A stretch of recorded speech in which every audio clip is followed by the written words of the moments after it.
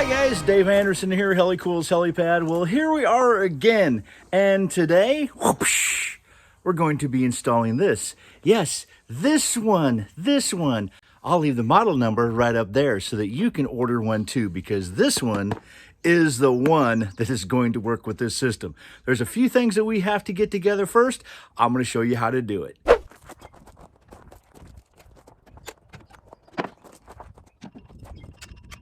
Now, just because it makes it a little easier, I want to take the steering wheel off.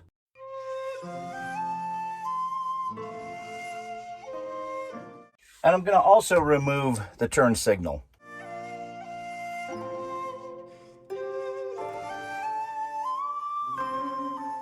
Now it's time to take all of these dash nuts off, and I do that with a 7mm.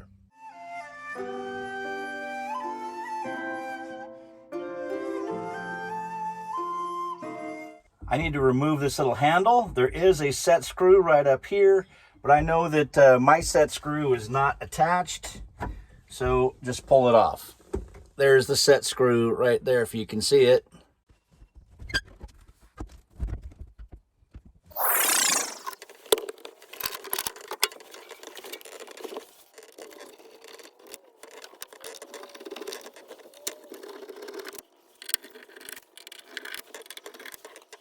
I've got to remove this aftermarket stuff that I have.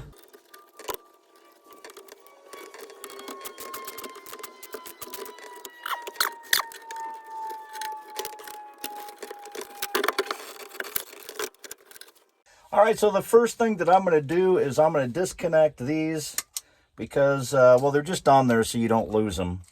And I'm going to set those aside. And I'm going to start plugging in all of the wires that go to this brain. The very first thing is this little guy right here. It's taped on, and that is the polarity jumper switch. And I know that in this vehicle, the polarity of the lights are positive. There's a little note on the very back of here. You can barely read it. Almost had to get my glasses out, and it'll tell you that the left side is for negative and the right side is for positive polarity. I know mine is positive polarity, so I'm going to go ahead and remove this little guy, and I'm going to put it in the right side. All right, just like that. Right there. Okay, it's in the right side, positive polarity.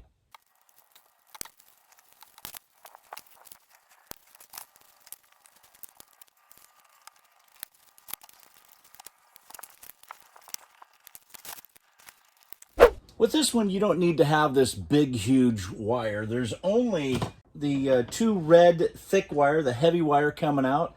I just put a soldered connection here, put it together. I'm going to double strength that with some heat shrink. And this, just put a ring on the end, and this will hook up to your 12-volt side of your power distribution panel. The black wire coming out of this 9-pin connector here, this is ground. And I'm going to go ahead and put a female spade connector on this. And this will plug right into that ground bar that's on the bottom part of the power distribution panel. Also, this black with white stripe, it comes out of the 5-pin connector. This is the parking brake input. Now, this, of course, is for manual transmissions to make sure that your parking brake is on, because you don't want to try to start it while the truck or vehicle is in gear. So typically, if you had one, you would put your vehicle in neutral and you'd engage your parking brake, and this should be connected to your parking brake. Since we do not have a manual transmission, ours is automatic, this needs to be grounded in order for it to work. So again, I'm going to put a female spade connector on this and attach this to that ground bar that's on the bottom of the power distribution panel.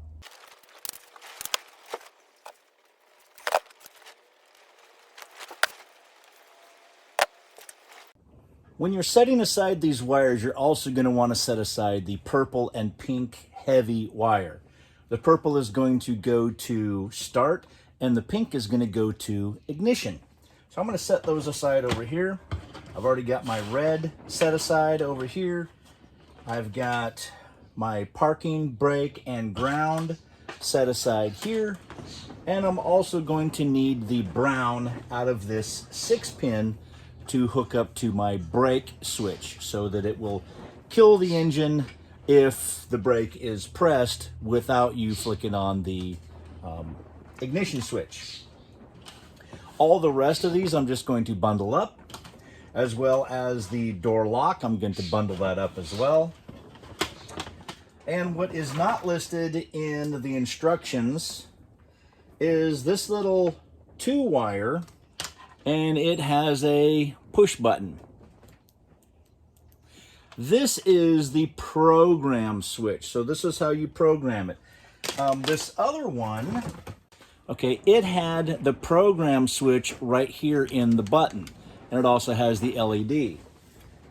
This one has a very small antenna, and it does not have a push button on it, nor does it have an LED. So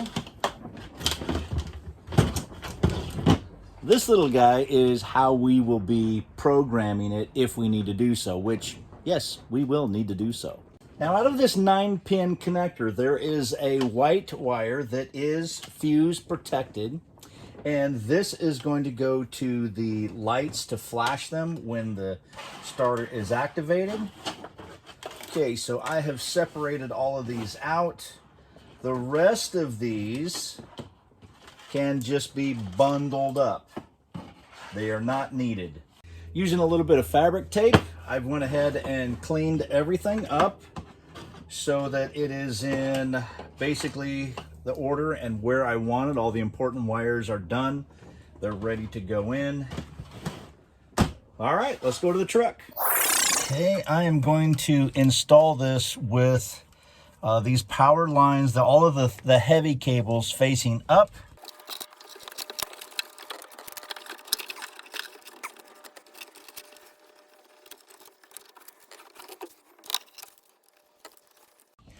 The first two things that I know I want to hook up first is ground. And while I'm at it, I'm also going to hook up this parking brake that also needs to be hooked up to ground.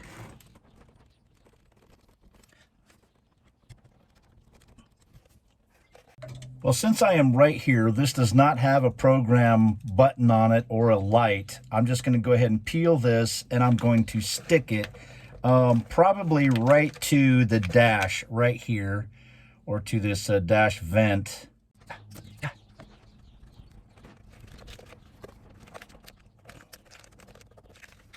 Next, what you want to do is run thermostat wire, or if you want just regular old wire, you need at least 2 wires to go from this area all the way over to the dash. And, you know, make sure that you've cut enough so that you can fish it around and that you can hide it and all that kind of stuff. I've actually put mine inside this loom, okay? It goes all the way around. So I'm going to use the blue and the red because I need to hook up pink and purple to go over to that side to hook up to my relays, and that will help support the starting of the truck.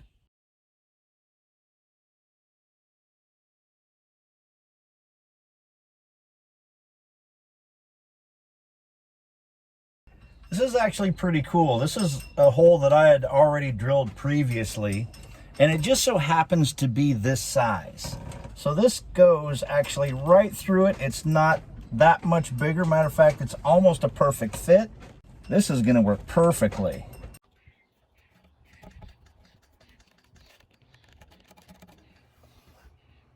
This white wire, and it is fuse protected, it goes to pin 86 on K20.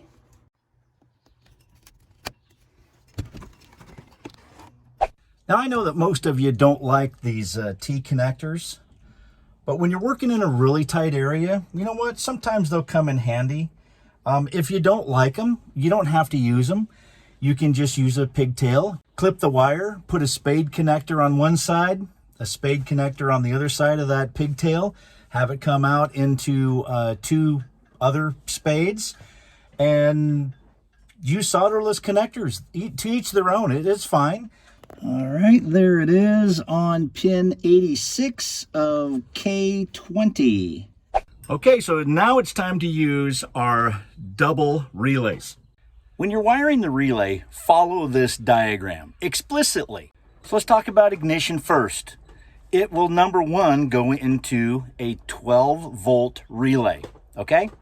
The bottom wire is the hot wire, okay? It is 12 volts, and it will go into pin 30.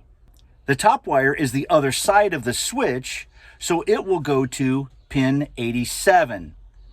Now, the trigger for this, the switch for this that is taking the place of this switch, is the remote starter. The remote starter wire, which is pink, which is what I hooked to red in this thermostat wire, that will go to pin 86. And the 85 pin will go to ground. You're going to wire the starter the exact same way. Once you turn the ignition switch to on, it gets 24 volts. So the bottom of that starter switch, that will go to pin 30 of another 12-volt relay. The top of that starter button will go to pin 87. So the switch, which is run again by the remote start, the purple wire, which I have hooked to the blue thermostat wire, that will go to pin 86. And then I have to ground pin 85 to the frame. So the whole thing will look like this when you're done. Okay, both of these are 12-volt activated relays. I have 24 volts going through this side right here. Okay, that is the start side. This is the ignition side. Double checking that I have ground already hooked up. I'm going to go ahead and hook up the power, which is the last thing that I want to hook up. Just to make sure that we got everything right, that first one's a 24 volt. That's the 12 volt. I want to put it into the 12 volt bolt. In my truck, this is a 13 millimeter.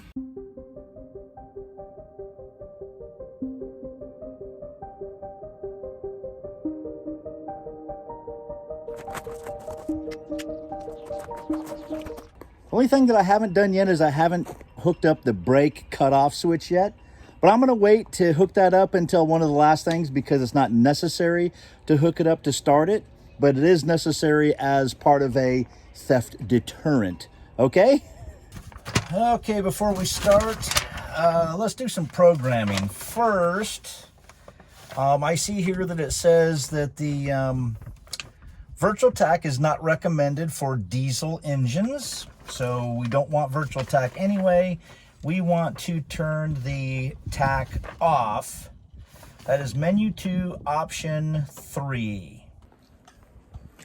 All right, I got everything hooked up, and let's just see if it will start first try.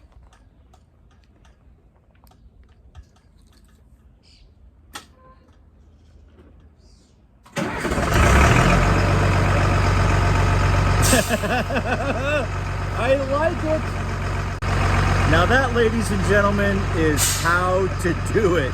That is also the correct starter for this truck. All right, let's see if it shuts down. Press and hold.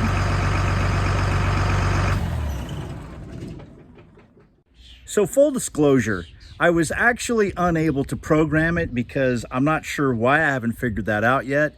And so I went ahead and tried a remote start, and the ignition came on and it did that same thing that with the last one, just and then click, tried 3 times, and then inexplicably the 4th time, boom, started right up. Now I don't know if it learned that there was no tach signal and that's what it was initially looking for, and it learned that that's not there, because I didn't do any programming. Okay, it is set with stock programming, and that is like a 0.6 seconds start time, starter engage time, and as you can see, it works perfectly for Malachai. Lights light up. It is exactly doing what it's supposed to do. Well, hey guys, when I attempted to find a brake signal, on that K6, the stoplight, I ran into an issue. I have a problem with Malachai that is specific to my vehicle. I think that there's some kind of issue, maybe when I put the trailer wire back in there. Anyway, I'm not sure what it is, but I'm not getting a brake signal. The brakes are not even, the brake lights are not even coming on. My intent, of course, was to hook that up to K6, the 85 pin, because if you'll notice, if you run a multimeter or a light under your dash where your brake connectors are, all of them are run on ground, so it is ground controlled. So that's why you're going to have to hook it up to the 85 pin. In my opinion anyway, it's a weird relay. It activates by a ground signal and not a power signal. Power is going to it.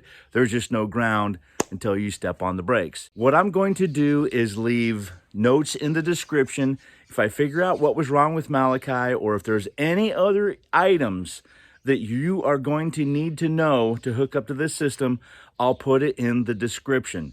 I want to thank Aiden for supplying that unit to me and sponsoring this build. Thank you so very much, Aiden. I so much appreciate it. What is also really cool is this is our 400th video on Helicool's Helipad. And it just corresponds with going over 3,000 subscribers. So thank you guys very much for subscribing to the channel. You're really helping it grow, and you're really helping out this program. Thank you so very much. I would also be very remiss if I didn't tell you what happened. It's just a God thing. I was about ready to click on the button on Amazon to order this remote starter.